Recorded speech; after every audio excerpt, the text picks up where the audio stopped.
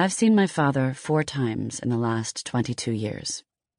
I left him and Esfahan in 1987 under a scratchy blanket in the back of a brown Jeep when I was 8 and Baba was 33. Now I'm 30. At the start of each brief visit, in Oklahoma or London or Madrid or Istanbul, the man who greets me is different from the last, and so much older. It's an icy palm to the breast, a jolt of the universe that I knew to expect after the 2nd and 3rd times. He will have changed, I remind myself as I scan airport terminals and approach restaurant tables with a lone man waiting. But the trips are short, and later I always change him back, overriding the signs of aging, the cane, the white hair, the extra skin that hides the flash of mischief in his eyes. My Baba will always be 33. A hard 33, like Jesus, or the number of green prayer beads that he counts with both hands, despite his devotion to hedonism and his own personal divinity. Sometimes when drunk, Baba says things like, "I am God. What is God besides science and poetry?" Then he recites 20 minutes of perfect Hafez. When I was 3, I'd fling my arms up and shout, "I'm God too!" And he'd lift me up to the sky, my baby fine russet hair falling on his face, indistinguishable from his own.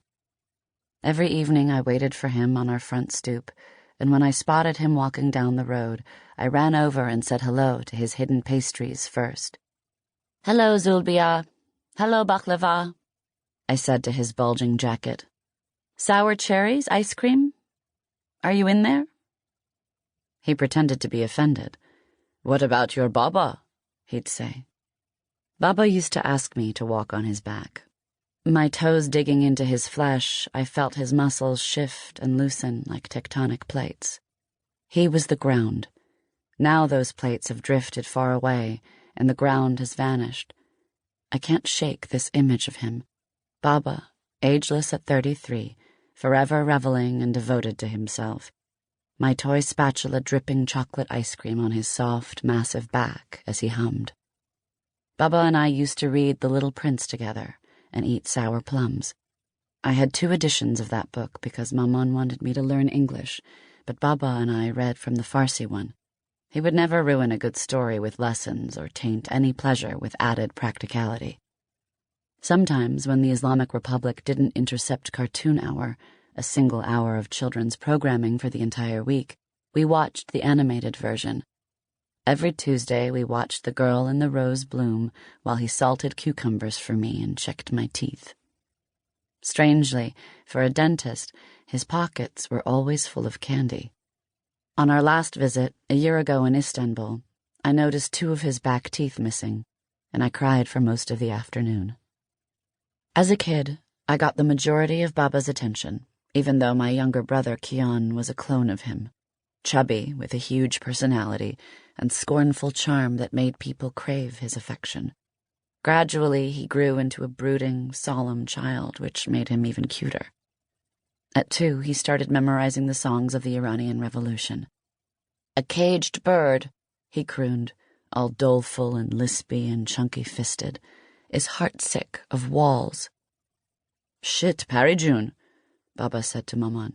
"Are you making him a revolutionary?" "I sing him songs about geese and rabbits."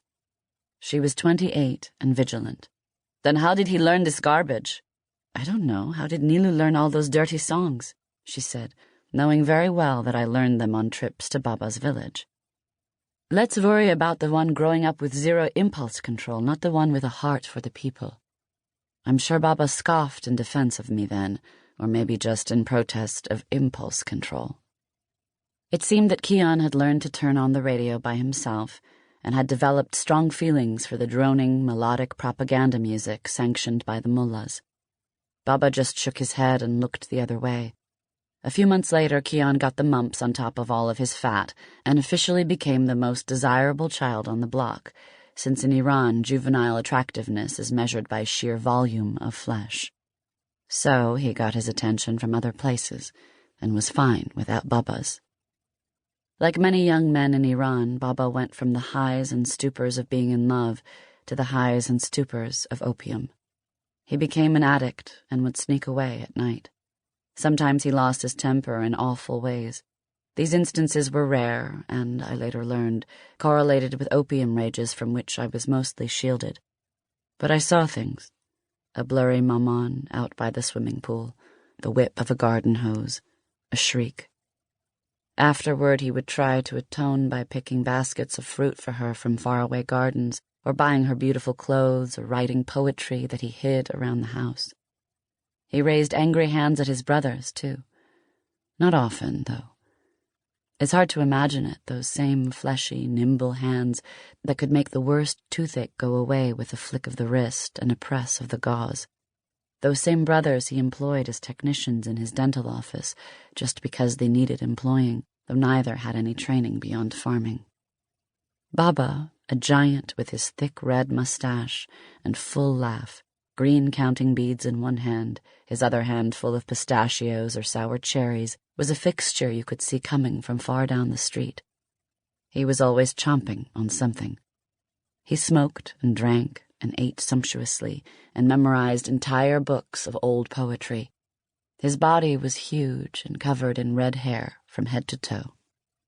Every Friday he piled his family into the car, and we were dragged to Ardestun village as if by hidden magnets in Baba's shoes.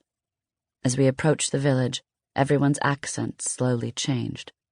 Chubby Kian kept on chanting revolution songs and love songs and songs of martyrdom and death. The air of the cage is the death of the soul. Our voices lost their city refinement, and we began to talk with lilts and drawls and idioms, tongue smacking, voices rising.